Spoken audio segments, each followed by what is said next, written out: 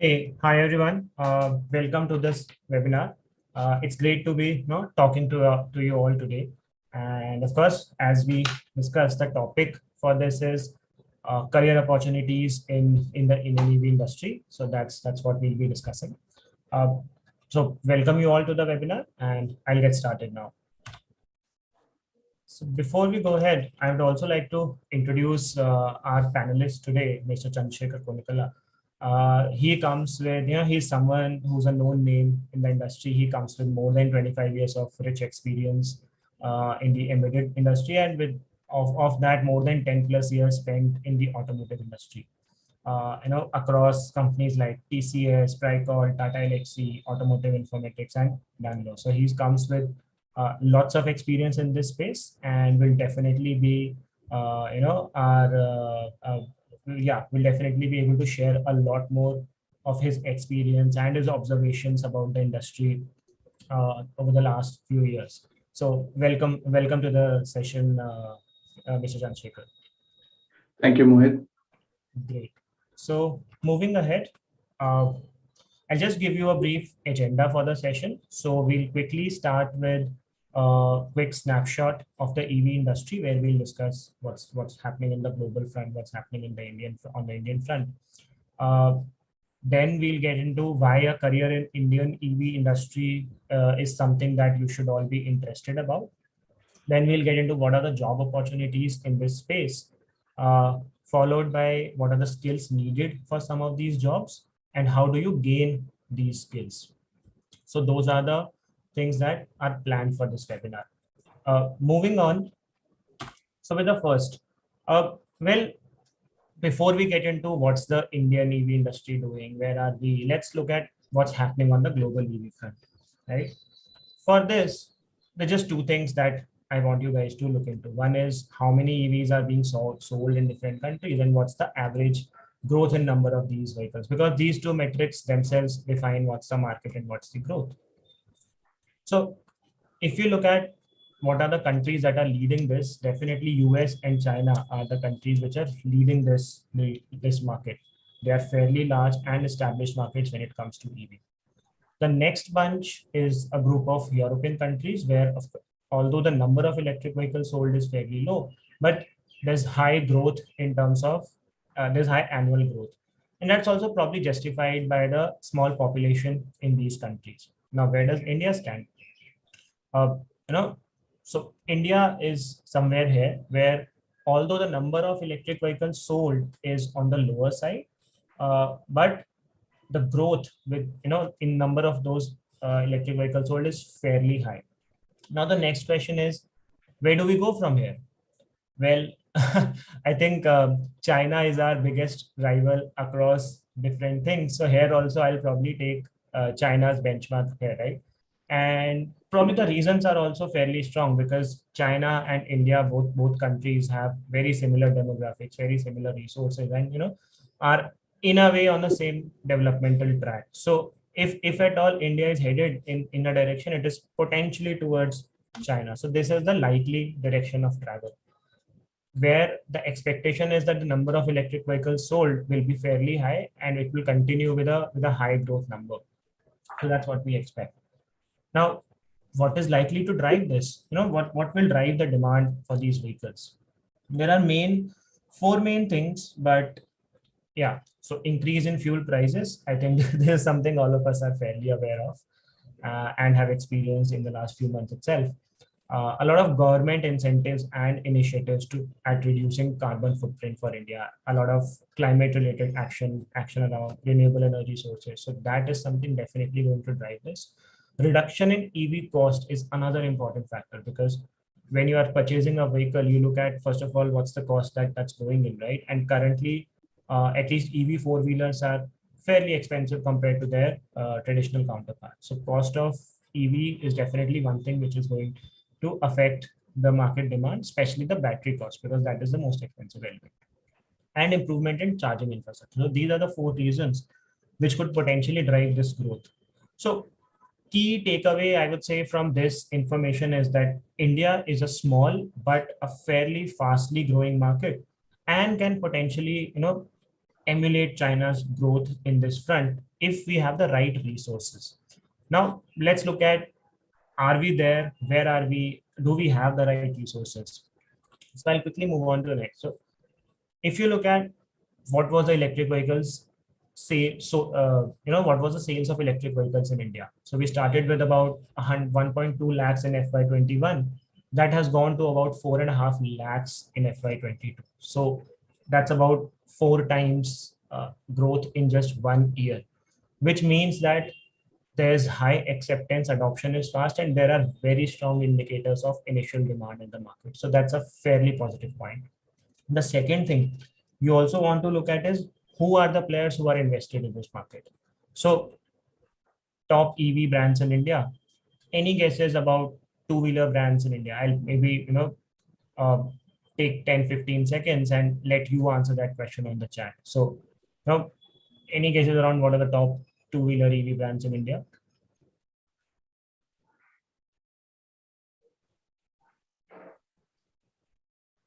Yeah.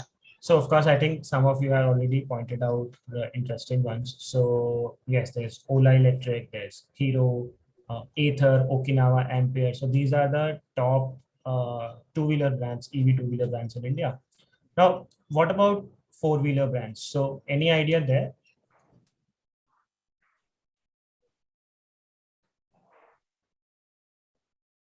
Well, I think that's interesting. So yes, the ones we have is Tata Motors, MG, Hyundai. Now, this is of course not the exhaustive list, but this is the list of largest brands in this space. Now, why is this important? Why is this fact important? It is important because it shows that there are large brands and companies who are investing in this space, who are putting a lot of money in this space, which means that this industry is definitely expected to experience strong growth. In fact, I would go so much to the extent of saying that India is probably at the cusp of its EV revolution, because there is strong initial demand, initial acceptance, as well as there are large players in this industry who are supporting this. Moving on, I also want to quickly tell you where are we in this industry. So for that, it's good to understand what's the life cycle of automotive industry, right? It starts with ideation, where companies discuss the idea, think about it for 2-3 years. Then it goes to design and development. A lot of R&D happens, validation, testing, mass manufacturing. So where is India in this cycle? Well, our EV story began in 2019, which means we are probably, currently we are in the design, development, and validation testing space, which means a lot of work is happening in the R&D departments of lots of these companies. What are these companies? So as you can see, there's a lot of investment that has also come into this space from Tata's, Mahindra's, Ola, Simple Energy, and all. About 6.5 billion was announced last year itself. And the key focus areas, well, vehicle cost, efficiency, charging infrastructure, safety concerns. There's lots that's happening in this industry, and there's a lot of players that are working and lots of challenges that are being worked upon, lots of new problems that are coming in. So that's a fairly interesting space to be in. At this point, I would invite our panelist Chandrashekar to share his views on this industry and how does he see this kind of going on. Thanks, Mohit, for setting the context rightly. So, in my view, EV industry, if you can consider it's in two ways. So, whether you wanted to build a new EV vehicle, exclusively new design, or you want to convert an existing vehicle to an EV, right? So, in terms of the first point, if you are doing an exclusive design, yeah, you may be a little far away. Yeah, mass production, we are a little far away. But we are actually in some of the companies, I don't have to mention, we are already converting existing vehicles. Tata Motors, they did something already. even Mahindra, they're converted. Mass production is not very high, but it's still going on. The point is, it's not the technology, but it's the cost, as you mentioned some time back. Okay? So all the EV industry teams, they're virtually are really they're focusing on several top aspects of cost, how to reduce the cost of EV. That means if you reduce the components of EV, then obviously the vehicle cost will come down, right? The second thing is the EV vehicles depends upon the environment, depends upon the standards of that country, the certifications. A lot of safety aspects will be involved. You must have seen in the newspapers and the media, a lot of some EV vehicles are catching fire, some accidents happening and the like. This is all because of extremely large number of safety aspects. So you need to get the maturity, and entire design process has to go through the safety cycle. It's like something like ISO 26262. So I think Indian industry is going through that.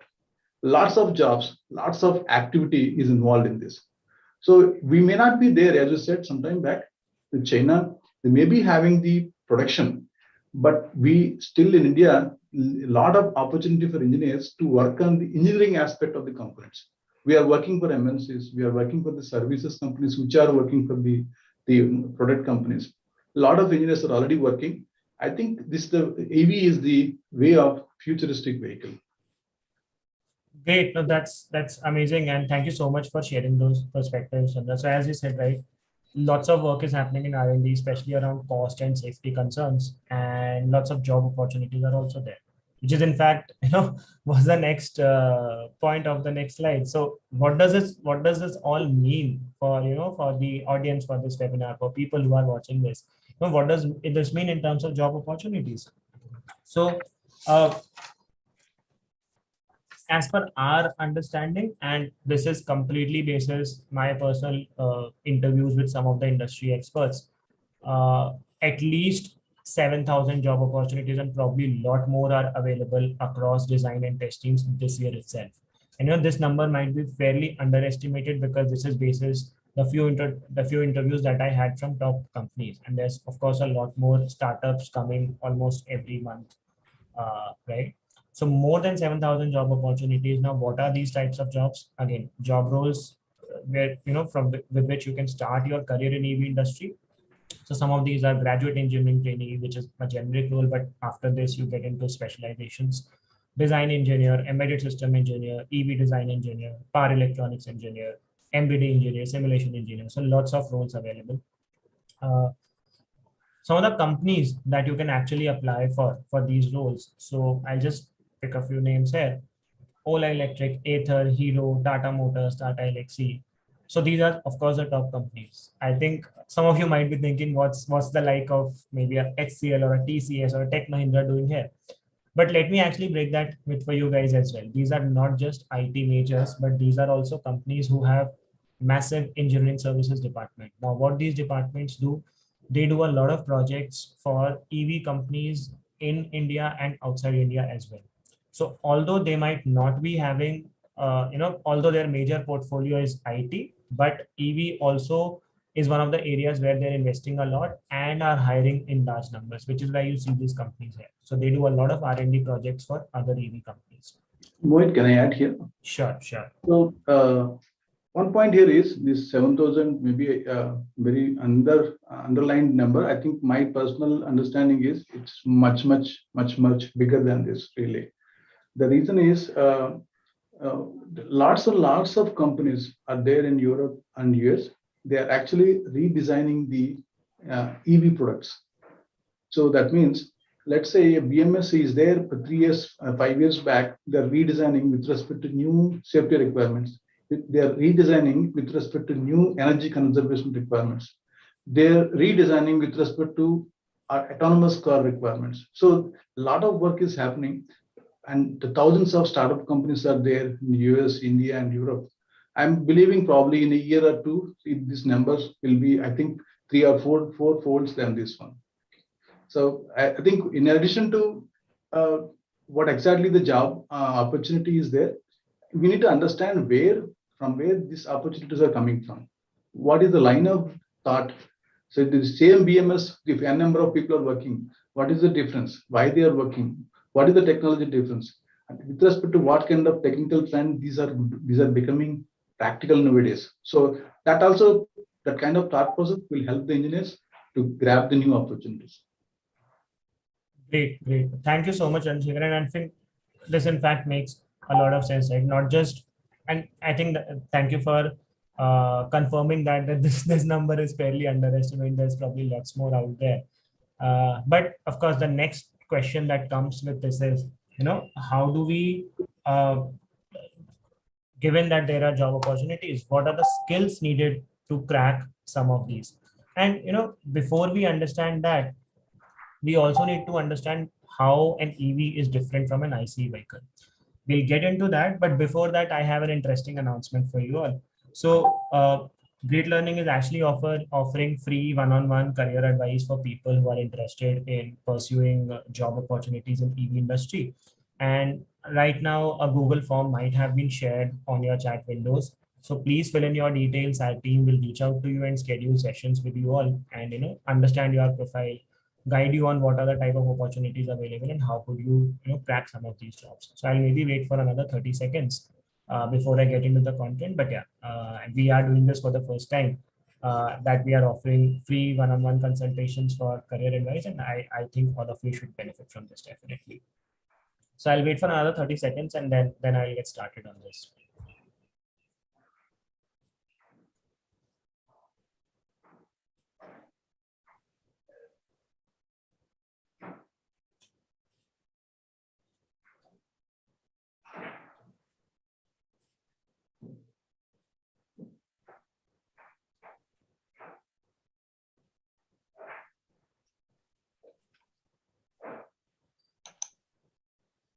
Great. So I'll get started.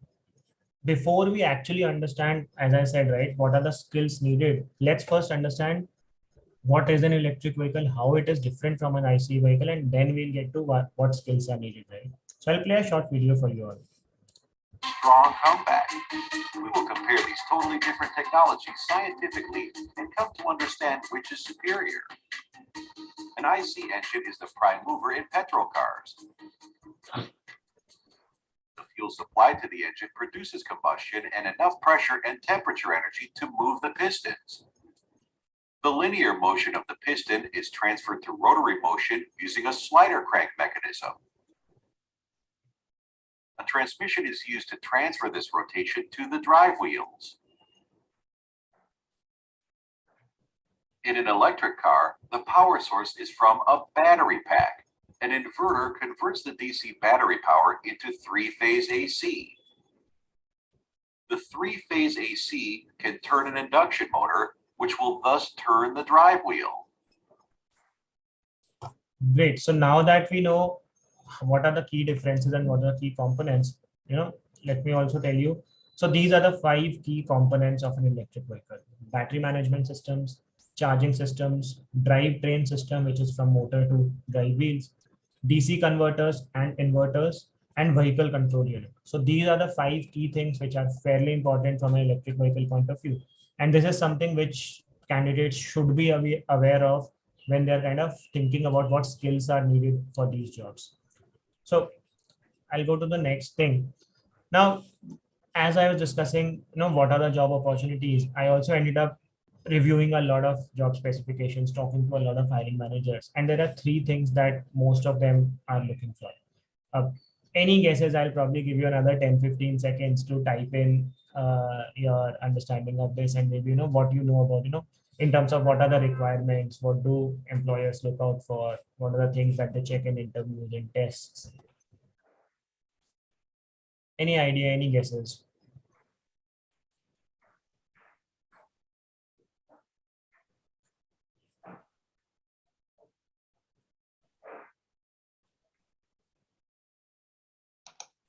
Great. Yep, you've got some of them right. So I'll start with that. I think the first and most important thing is a detailed technical understanding of all the EV design related concepts, right? And when I say this, what I mean really is what are all the design fundamentals and engineering concepts. domain understanding of all the EV components, which we saw in the last slide. So BMS, charging systems, DC-DC converters, standards, vehicle control units, drivetrain, etc. A detailed understanding of all these components is required. What are the basics of inverters, DC-DC converters, BMS design? That's another thing that is very much important. Model-based design through tools like MATLAB, Simulink is another important thing that employers look for. Auto code generation and embedded system design and development, auto code generation, unit and integration testing. So as I was saying, this goes from design to model development to testing. So all these things and technical understanding of them is required. The next one is also there's a need for lots of project work as well. So a good portfolio of industry relevant projects is something that all of you should have on your resumes when you are applying for these jobs, right? Because technical understanding is not enough. So when you talk about projects around inverter design, DC-DC converter design, battery management system design, embedded system design, and battery pack design validation, and a really good understanding of AutoSAR skills, which is basically the architecture which is used for designing automotive embedded systems, and ASPICE process. So these are the couple of should be aware of, should have done some projects on to make your resume fairly strong. And last, and probably another one of the most important things is tools. This is something that I saw across all job requirements. Some of the tools which are really important is MATLAB, Simulink, ANSYS Maxwell, Altium Designer, CATIA, SolidWorks. It could be a lot more, but these are the ones which are fairly, used, majorly used across industry. Of course, there could be a lot more, but these are the ones which are mainly used by all the top employers, all the big companies. So a good understanding of these tools is definitely a plus, especially MATLAB and Simulink. They are like the bread and butter for most design teams. Chandrashekar, again, I would invite you here to add perspectives from your side as well on this. Sure, Mike. Sure. So I'll just share my perspective here only.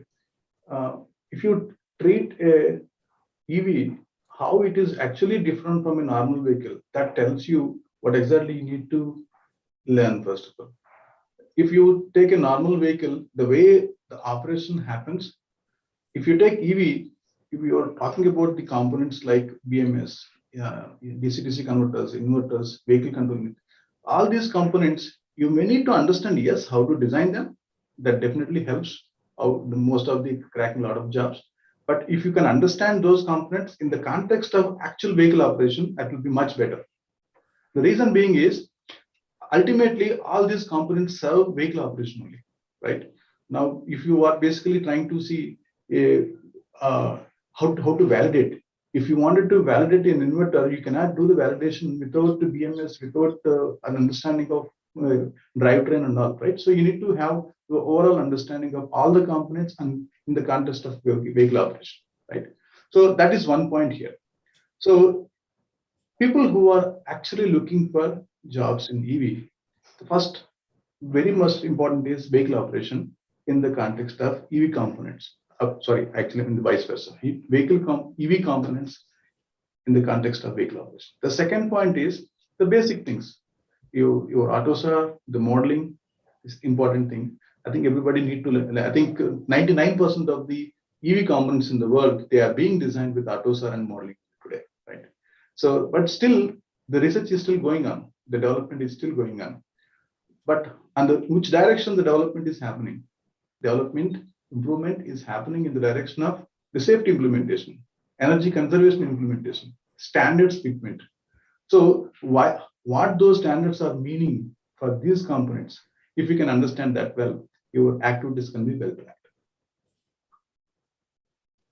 Great. Thank you so much, Chandrashekar, for your inputs there. And I think that, of course, delivers the message fairly strongly that a good understanding of all the concepts and a fairly strong experience or exposure to all the tools, especially AutoSAR and model-based development through MATLAB Simulink is something which is fairly critical for all these jobs. Fairly for any automotive development, you first of all, the engineer need to improve their own ASPICE skills, and then AutoSAR modeling, the unit testing skills.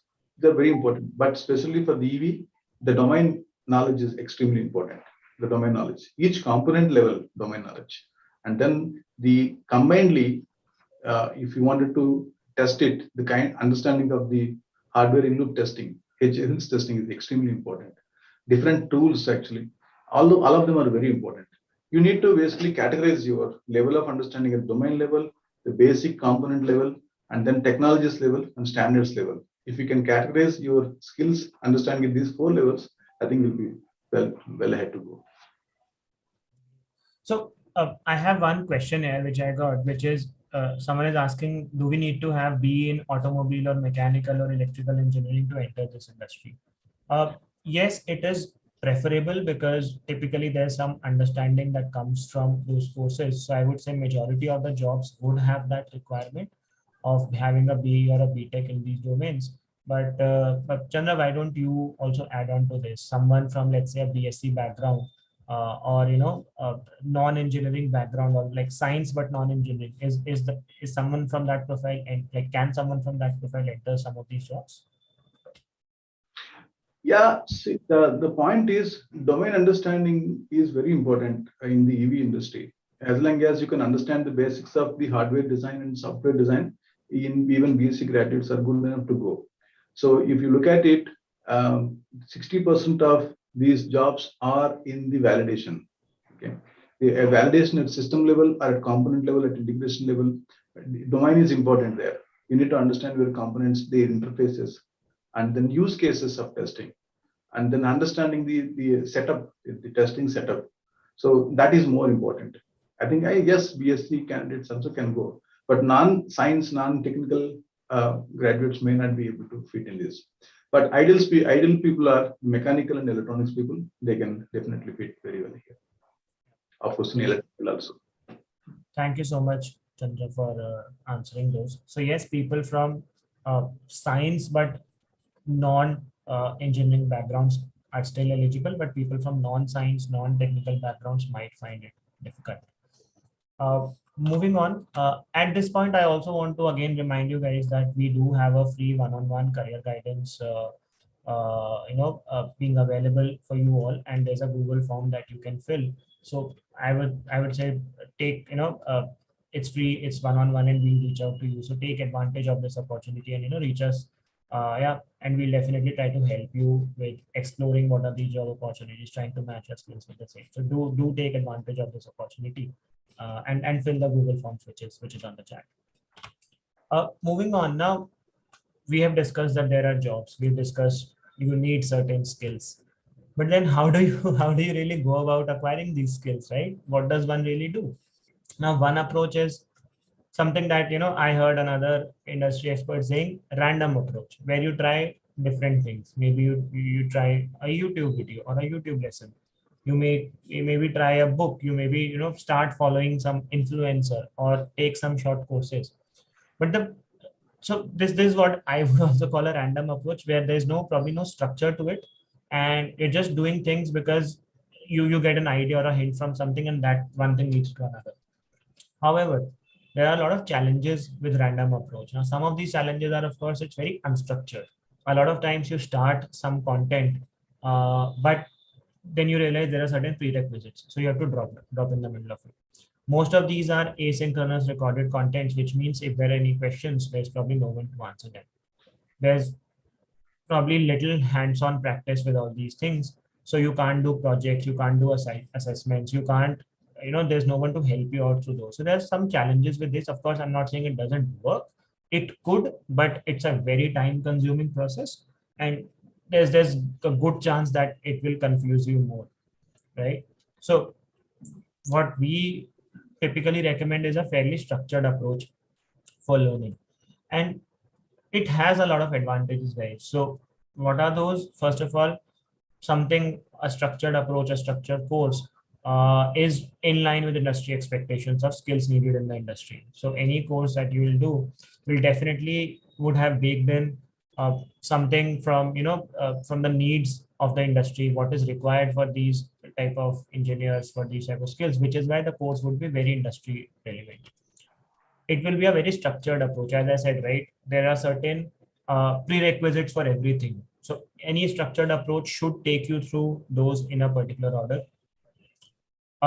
Clear markers across the journey. So if you are following a structured approach, there should also be very clear markers on the journey. So which tells you what's your progress in that journey, what's your progress in a particular course, how good are you doing, and which help you course correct. So if you're not doing well, you probably might want to move your attention to another thing. And it happens to everyone, right? Everyone makes mistake, everyone learns, but a structured approach helps you in that learning journey and helps you course correct at the right time.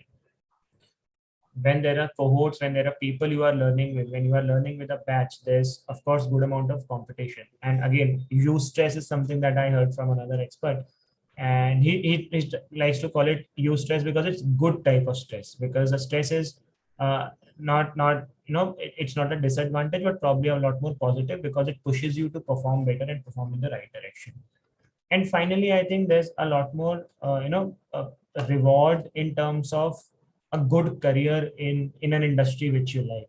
So a structured approach has all these benefits to it, right? In terms of either a course or a certification program, whatever you do, or maybe a degree program, all of those come with these benefits and definitely will help you reach that career goal that you have. Chandra, again, I would like to invite you here to share your comments on this. Sure. So as Mohit indicated, right?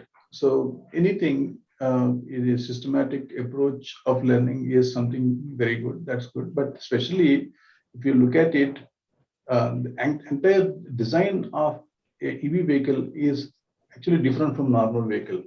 So the many people basically learn from bits and bits. Let's say, for example, you may have worked on a battery management system in one project earlier, but it doesn't mean that you understand the vehicle operation of the EV vehicle, because there are so many other components. Even all the 6-7 important components that Mohit has indicated, but how they work in conjunction with the actual vehicle operation. I think if you look at it in any vehicle, the first thing which drives the vehicle is the powertrain, right? The powertrain, the engine, right? On top of that, the second level of control is called chassis. The chassis has various elements which controls the vehicle. That means it can be braking, it can be steering, it can be different things, roll control, like that. Okay, it can be suspension, different things. And on top of that, there can be a driver facilities like body controls or probably monitoring and control, like this, right? This is a kind of conventional way of understanding the vehicle. Now, if it comes to the EV, it changes. Many things which are actually there in the normal vehicle, they are not required in the same way for an EV vehicle. The actual thought process itself is different for EV vehicle. That's the reason if you look at a lot of articles by Tesla, they say that it's not correct to convert a normal car. You have to have an exclusive design for an EV vehicle, because a lot of energy conservation is not possible with the conventional design. It has to be a good thought process based. So after that, many standards have arrived and basically targeting the energy conservation.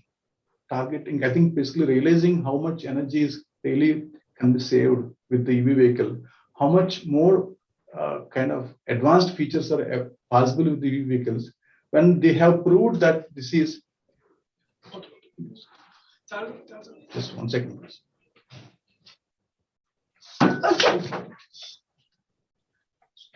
Sorry. So if you are trying to understand all these things, right, EV journey is big, very big. It is impossible for somebody to understand that in a way of tidbits. So that's the reason if you start with some kind of structured learning, you will get the big picture first. Then you will know what each component of that will mean in terms of the vehicle operation and all, right? That way, maybe it may be better to speed up your learning.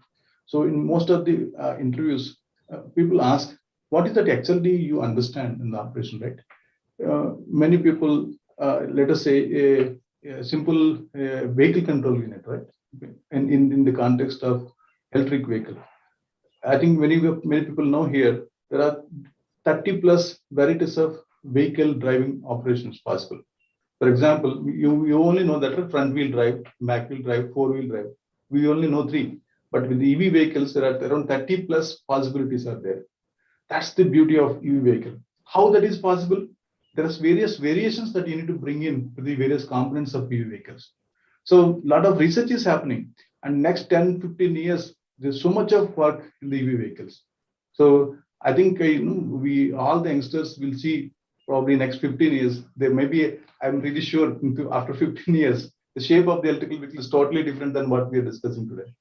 So I think to speed up your learning, you need to be structured. That's what I'm trying to. Thank you so much, Chandra, for that detailed explanation. I think a lot of people would have learned quite a lot. And as Chandra mentioned, right, structured process definitely speeds up your learning.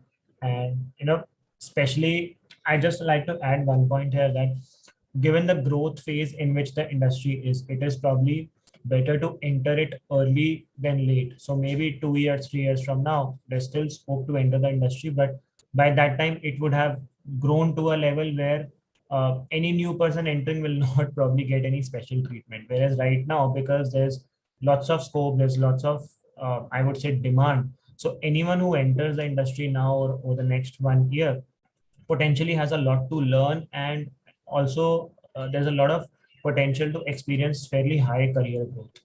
And to do that in a year, you definitely need a much more structured approach for your learning, so that by the time you want to enter the industry, you have all those skills, ready, and you have kind of equipped yourself with them. So given this timeline, it becomes all the more important to follow a structured approach. So this is where, seeing all this, I would also like to make a formal announcement that Great Learning and has introduced an 8-month online program, which we call PG Program in Electric Vehicle Design, and this is actually offered by Great Lakes Executive Learning, which is the department of Great Lakes of Institute of Management. So we have come up with our very new and first program in the electric vehicle design. Some of the key features of this program is, of course, the curriculum for this is very industry relevant. It has been designed in partnership with industry experts, from EV industry themselves. So we only teach you things which are relevant from an industry point of view. It has lots and lots of projects and tools exposure as well. As I told you, right, there are 3 things that every employer looks for. There's technical understanding, there's projects, and there's tools. So all of that is covered as a part of this course. We have relevant curriculum, which has been designed in partnership with industry experts. They will be the one who will be taking your classes. There will be a lot of live and recorded sessions. They'll be your mentors throughout this course as well. Plus, there are lots of projects as well as industry specific tools as well. This is, by the way, certified, certification is from Great Lakes Executive Learning, which is backed by, a fairly strong and reputed university, Great Lakes, which in a way has its own reputation in the industry. So if you are going ahead with a Great Lakes certification, that means you come from a fairly recognized brand, and that is fairly highly accepted among employers. And it has dedicated career assistance, which means that there's a lot of support for interview preparation, and then we also get you job opportunities from top EV companies. So these are some of the key features of the program. I'll also quickly get into what the curriculum of the program looks like, right? What are we really covering? So we start with a preparatory module, which, first of all, this is mostly valid for students who are from mechanical, electrical, electronics, automobile engineering, especially for young learners, early working professionals. This is the course that you guys should be looking for. So I'll start with modules. We have a preparatory module which just brings all of you at the same level, gives you basic understanding of MATLAB, Simulink, embedded C, basic differences between electric vehicle, IC vehicles. Then we start with the first module, which is foundations of electric vehicle. Here we will cover what's the broad industry landscape, what does an electric vehicle look like, what's an electric vehicle architecture, energy, electrochemistry, and all those concepts, giving you a basic understanding of all the components that go into electric vehicle. And then we have 3 fairly detailed modules around the key components of electric vehicles. So the first module, which is module 2, is electric motors and power converters, which takes care of all the DC-DC converters, inverters, powertrain, electric motors, so basic design, what type of electric motor is used in EV, how do you design that, how do you think about it. What are the power converters, power electronics around it? So this module takes care of that. There's a 2-month module. Another 2-month module is all around battery technology and control system. This is module 3. Again, fairly detailed module talking about battery, various types of batteries, fuel cells, capacitors, battery management systems, talking about all the thermal design of the battery and all those related aspects, battery pack design. Then we get into the 4th module, which is mostly about designing embedded systems for electric vehicles. This takes you through, fundamentals of automotive design systems, AutoSAR, etc. Development and testing of automotive embedded systems, PCB design, embedded Linux architecture. So all those things are covered in this one. This is another 2-month module. And module 5 is fairly interesting. I think this is probably the only course which has this module, and this covers all the quality assurance and troubleshooting related aspects. So why quality assurance? Because I think Chandra also mentioned a few minutes back that there are lots of standards that one need to follow, lots of safety aspects that one need to follow while working with electric vehicle and while designing them. So all those are covered as a part of this, because this is something very important in this. And I think one of the questions that we have is, how do we ensure mechanical safety in electric vehicles? So this module is exactly related to that. There are of course some standards that we need to follow for this, and in terms of design as well. And troubleshooting is another module, because as a lot of electric vehicles are being sold, there's a need for after sales support as well, because typically 1.5-2 years after a vehicle is sold, it probably breaks down or it needs some support. But the current mechanics and auto shops are probably not equipped to solve them. So companies have to step in here to understand what is the issue and what could be a potential solution. So this module also tells you about those things. What are the issues that are happening? How could one troubleshoot various things? How could one what are the things to look out for? How do you search for an issue and how do you redress an issue? So all these things are covered in this module. Once this is over, we have a capstone project, which is very much similar to your BTech project, wherein it's a group project. It will be a mentored project, and the idea is to design an entire electric vehicle basis the concepts that we have learned throughout. So this basically is like the epitome of your learning in this course, where you use all the concept that you have learned and you try to design an entire electric vehicle. All of these modules come with lots and lots of project around various component design, various simulations, etc. And in terms of tools, MATLAB, Simulink, ANSYS, Altium are the tools that are covered at embedded C design across all these modules. Of course, this is not an exhaustive list, so there's a lot more, but I just wanted to tell you the main ones that we are covering. And in the capstone project, you will be using all of them. Again, Chandra, any comment on the curriculum? I'm sure you can definitely add to I that. think this is only a snapshot, I guess. Definitely, Yes. a lot of insight will be given in the course. The insight in terms of basically the vehicle domain, really, how it is related to the vehicle domain. That kind of context will be well explained over there. Second thing is the design aspects of various components. So you're talking about BMS as an electronic system, BMS as a electronic battery pack, mechanically, thermal management, and many things, temperature management. Are very important ones. They're all part of the course. So the idea is basically with this, an engineer should be able to understand the flow of the vehicle operation with these EV components. They should be able to clearly understand that, and they should be able to start working on the basic design aspects, and then validation. Importantly, system level validation of EV vehicles is very complex. So I think most of the companies, they are working exclusively on that. So the test cases related to the components, the test cases related to the entire vehicle operation, many things will be involved in this. So in addition to that, as Mohit informed, right, the safety aspects, right, safety with respect to ISO 26262, and then how the overall implementation of the ESPICE, all these things will be, I think, covered, right, Mohit? So another Yes. point is you're expected to understand the basics of the modeling, the basics of the process, quality processes. Of course, ESPICE will be given top level overview probably, I guess, but you should be able to understand clearly the implementation levels also. Right? Thank you so much, Chandra, for that. Also, guys, I know a lot of you might have queries around the program, in general, want to talk to us. So We're also, I think on your chat, there might be a form that has been floated. So all the interested candidates who wish to know more about this program, please feel free to fill that form and our team will reach out to you and set up a call with you to go over the details of the program. Because of course, what we are covering is a basic overview, but of course we would want to get you, to talk to you in much more detail if you're interested. So please feel free to fill out that form and we'll definitely reach out to you with a lot more details. I'm also getting a question around eligibility criteria. So for this course, as I said, this is mainly for people with BE or BTech in mechanical, electrical, electronics, automobile background primarily. And then the basic criteria is that you should have at least 60% score in class 10th, 12th, and your graduation.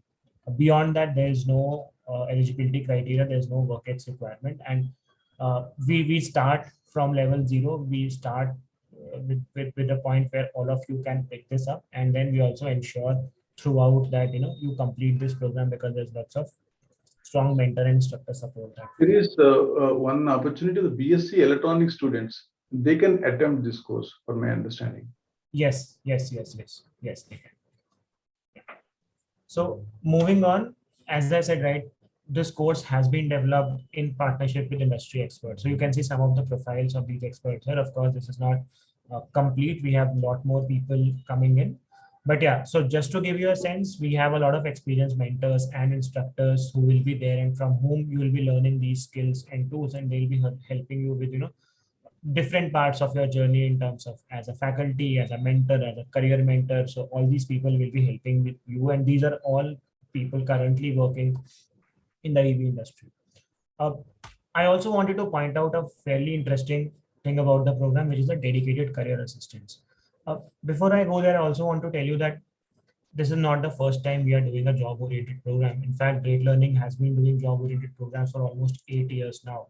And we have probably the largest network of hiring partner with 7,800 hiring partners. So those are a few things, but I also want to tell you what is being offered as a part of this program, right? So as a part of this program, there are two things that we are, consciously doing. One is helping you prepare for those jobs for that placement process. And second is getting those job opportunities for you. Now, what happens in part 1, where we say that we help you prepare for these jobs? Well, if you think about a typical job process, you submit a resume, it gets shortlisted, you appear for a test. Once you clear the test, you appear for an interview. Once you clear the interview, you get selected. So we help you with each step of the process.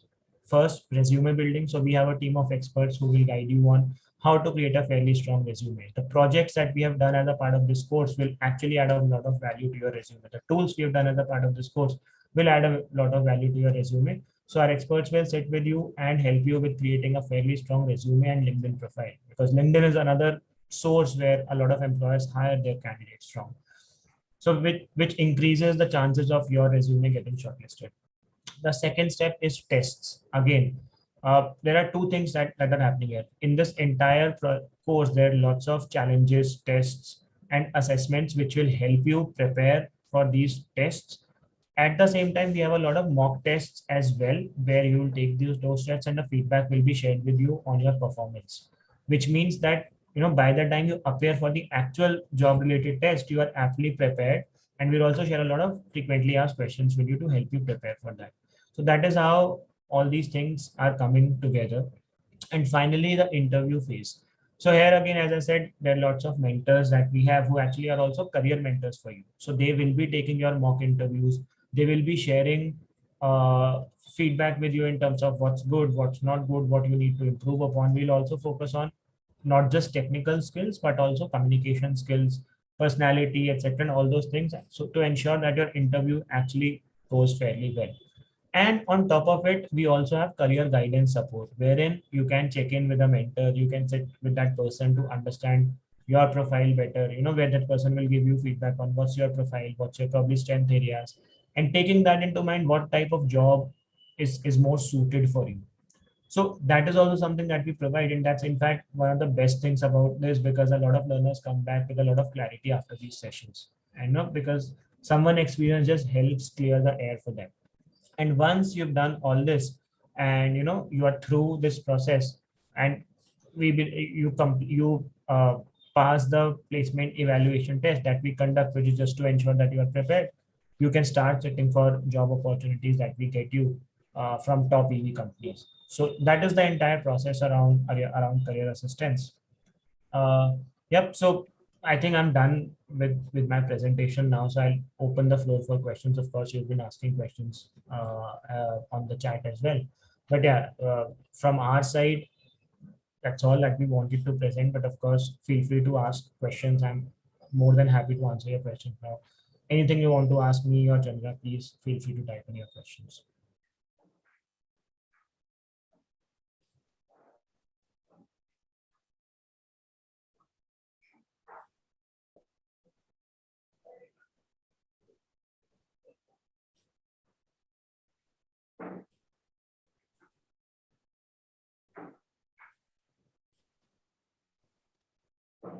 I think a couple of you have asked questions around EV jobs in the future. So as I told you, right, most of the jobs are in the R&D department, design departments, testing departments of the space, where there's lots of opportunity and a lot of companies are hiring in this space. I've already answered the questions around qualifications and minimum eligibility criteria for this program.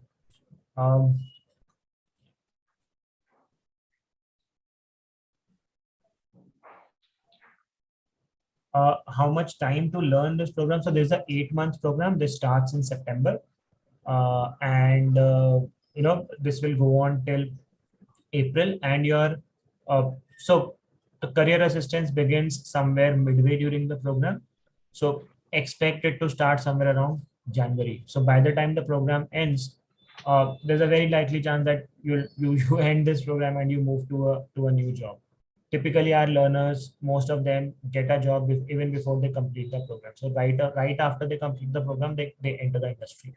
So that's been a trend with most of our job-oriented programs so far. So that's what will happen in this case as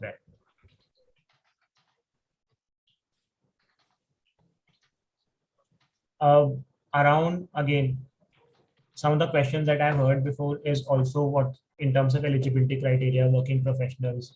Can this program suit working professionals? Well, yes, because the time requirement for this is about 8 to 10 hours per week, majority of which happens over the weekend. So mostly recorded sessions, some of the recorded sessions and our assessments are released during the week, but majority of the sessions which are live, they happen over the weekend so that all working professionals can also attend. Even in terms of live sessions, we have faculty sessions, we have mentor sessions. We also have lab sessions to take you through different concepts. So faculty sessions teach you concepts. Mentor sessions are there to just help you understand those, answer your queries if you have any doubts. And lab sessions are just to help you practice those tools, build those projects. So every weekend this happens, which ensures that all the three things, which is the technical understanding, the projects, and the tools, are going hand in hand through every module that you pursue with this. As I said, the time requirement is about 8 to 10 hours per week, which on an average is about 1 to 1.5 hours a day, which is fairly reasonable and doable for almost everyone.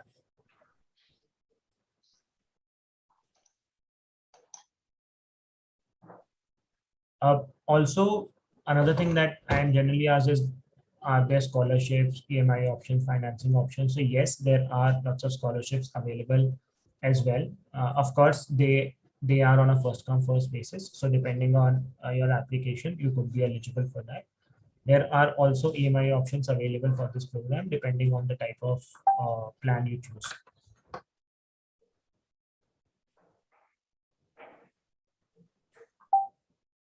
The timing of the weekend sessions would typically be somewhere between 11 a.m. to 4 or 5 p.m.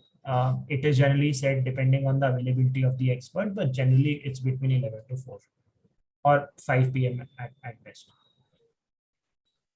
Will there be recruitment drive conducted by Great Learning? Yes, we will be conducting those drives, especially with some of the employer partners that we have for this program. So there is a dedicated recruitment drive post this program.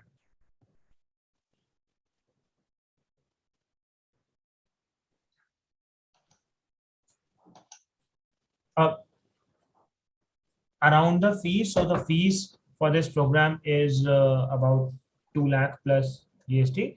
But of course, as I said, there are lots of scholarship that you guys can avail. And of course, feel free to drop in a query and we'll get back to you. But yes, the fee for this program is 2 lakh. But that said, there's scholarship opportunities for you guys as well. At the same time, there's financing options that you can avail. So yeah, I think there are a few questions around that as well. Feel free to check the website for most of these. Um, for international students, yes, we got some queries from there as well. So for students from international countries, and we are getting a lot of inquiries from Ghana as well. Two things to consider, because this is primarily because the experts are generally based in India. So the classes will be according to Indian timings, which is about 5.5 hours ahead of Ghana time, or you can see if what time zones make sense for you. But yeah, the classes will be as per Indian time zones, and the placement support, the career support that we have for this program, that is mainly for companies based in India. So if a company is willing to hire you, we don't have an issue with that. In fact, we encourage that very much. But yeah, the type of career assistant that we are getting for this program is primarily for India-based companies. So if that is something that's okay with you, we are perfectly fine to have you in the program. Other than that, you can definitely avail the career preparation service, where we'll help you with resume, mock interviews, and everything. But yeah, regarding the job opportunities, it will be between the company and you to figure this out. And if the company is happy, we of course are more than happy to help you out there. What if you miss the weekend classes? Well, the weekend classes are live, and for those people who are missing the classes, a recording would be made available soon after the session. So you can watch it at a later point of time if you've missed the class. Also, I think one important thing I want to say is that, as I said, right, in an unstructured approach, another issue that a lot of people face is that there are no mentors to solve their doubts. There's no faculty to get back to them. There are maybe people with, behind the screen who just shared a video or something, but then there's no one to help them out with their questions, which is what is probably getting solved in this course, because here we have people who are there to help you out, who will connect with you to solve your questions, and this will also help you build a very strong network in the industry. So that's something that's essentially a part of this program. All classes in virtual mode. Yes, this is very much an online program, so all the classes will be online. But to add to that, I think it's an interesting question, because see, we had a choice between this and an offline, classroom based program. But why we picked online? There are a few reasons behind that. One, it is very much possible for us to do an online program and cater to anyone across the country. If we were to do an classroom program, the location becomes a constraint. It is more time efficient for you as learners, because you don't have to travel, and it's of course from a financial perspective better. uh, we can't get all the industry experts travel physically to a location, which is why through online you get to learn from a lot of experts who won't be able to travel if this were a classroom program. And finally, I think another myth that a lot of people have is, can we really learn design concepts through an online program? Yes, why not? Because if you look at all these R&D jobs, it starts with model based design, it starts with simulation, it starts with auto code generation, and all those things are something that can definitely be learned online. It doesn't start with you trying to work on a physical prototype. Typically in R&D, people start with model based design, people start with simulations, and once certain number of tests are passed, once certain quality checks are passed, they move to physical prototypes. So, and the jobs that are available right now are mostly in the digital design aspect. So it's very much an online program, and we are very sure on the quality of the program, and we are very sure that this is something that can definitely be learned and taught online.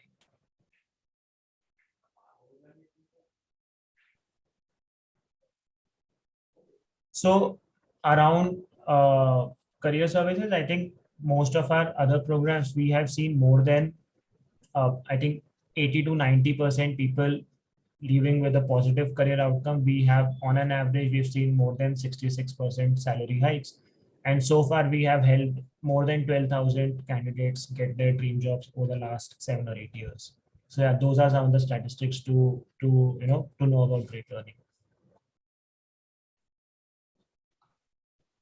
Great. So I think that's the end of the questions from us. Of course, feel free to reach out to us. The program is already live on the website, and I think that a link of the same would also have been made available on the chat. So feel free to drop in your queries. Feel free to fill those two forms. So as I said, we are doing two things. One is we are doing free one-on-one career guidance for people who are interested in exploring careers in EV industry.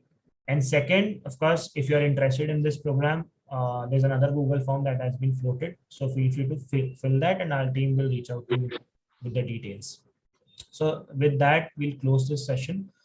Thank you so much, Chandrashekar, for joining, and for providing those very valuable inputs coming from this amazing experience in the industry. So thank you so much for your time, and it was amazing having you here.